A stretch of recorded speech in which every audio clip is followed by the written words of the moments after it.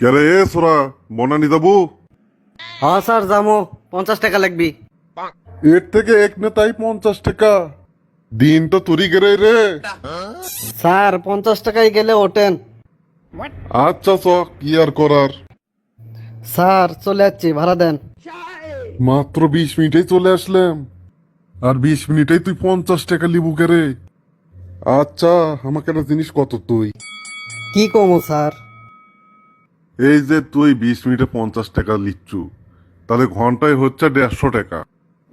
দিনে যদি 10 ঘন্টা কাম করিস তাহলে তো দিনেই 1,500 টাকা কামাই। তাহলে তো তোর মাসের কামাই আমার বেতনের চেয়েও বেশি হয়ে গেল রে। এই যে ছোট থেকে রাত জেগে এত কষ্ট করে যে লেখাপড়া করলাম, সেটি যদি 1,200 টাকাও ধরি, তাও মাসে তুই আমার চেয়ে বেশি টাকা ইনকাম করিচ্ছু। কি লাভ হলো আমার, তার চেয়ে চুরি করে কামাই বেশি। তাহলে তুই ক, এত টাকা ভাড়া নেওয়া কি তোর উচিত হচ্ছে? স্যার ভালোই তো পাটিগণিতে হিসাব পারেন। জীবন কি আর খালি পাটিগণিত দিয়ে চলে স্যার? তাহলে তো স্যার বীজগণিত, ত্রিকোণমিতি, পরিমিতি, ক্যালকুলাস, পরিসংখ্যান, সম্ভাব্যতা এগুলো আর সৃষ্টি হলো না হয়নি। যাক বাবা, এত কথা কয়ে লাভ নাই, আপনি আমার ভাড়া দেন, আমি ভাড়া নিয়ে চলে যাই।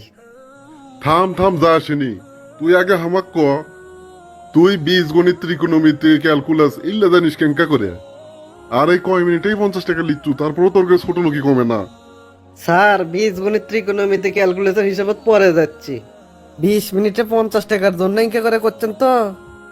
ইনকে কত 20 মিনিট যে একলা একলা ঘোরা লাগবে, বসে থাকা লাগবে, সেই হিসাব তো নাই।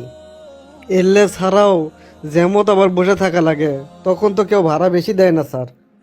আবার কেউ কোনটি যাবি না যাবি, কয় টাকা দিবি কিচ্ছু না কয়ে উঠে পড়ে। পরে নিজের জায়গা মতো নিয়ে যায়, ভাড়া দেয় অল্পিয়ে না। কিছু করলেই মারবের আসে, আবার কেউ কেউ তো মেরেই দেয়। কোষ কি রে ইল্লে ঘটে? স্যার ঘটনা তো আরো আছে, এখনই হুতোষ খাইয়ে পড়িচ্ছেন। মালিকক তো প্রত্যেকদিন টাকা দেওয়াই লাগে। তাছাড়াও ইটের চাঁদা, উডের চাঁদা দেওয়া লাগে। আবার মাঝে মাঝে পুলিশকে জরিপানা দেওয়া লাগে। দূরের থেকে দেখলে মনে হয় তোর গেরের টাকা কামাই কত বেশি আর খরচই নাই। ইল্লে তো কোনোদিন ভাইবেও দেখি না আমরা। স্যার খরচ তো এখনো শেষ হয়নি।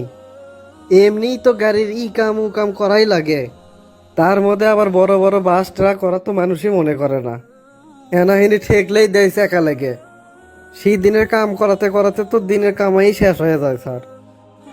এত কঠিন কঠিন হিসেব করেন, আর একটা সহজ হিসেব করলেন না স্যার? কোন হিসেবের কথা করছো আবার, কোনটা করলাম না? এতই যদি কামাই হয়, আমাকে এটা কি না মন চায় না ভালো পোশাক পরবে? আরে ঠিকই কছু, আমরা বড় বড় হিসেব করি আর ছোট হিসেবগুলো হিসেবই মনে করি না। আচ্ছা তুই যে বীজগণিত, ত্রিকোণমিতি, ক্যালকুলাসের কথা কলু, উল্লেখ কেমনে জানিস সেটা তো কলু না। ও এই কথা স্যার, এটা তো মেলা কথা। থাক, অন্য কোনো দিন আবার যদি আপনার সাথে দেখা হয়, সময় পান, সেদিন কমোয়নি স্যার। আচ্ছা আচ্ছা ঠিক আছে, এদিকে আমার অফিসেরও টাইম হয়ে গেছে রে।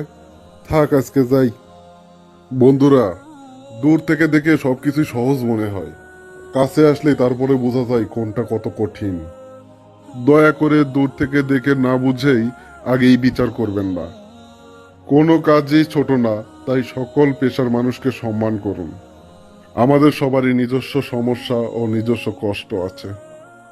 ভাইয়েরা, আমার বীজগণিত, ত্রিকোণমিতির গল্প যদি শুনতে চান তাহলে কমেন্ট করে জানিয়ে দিন।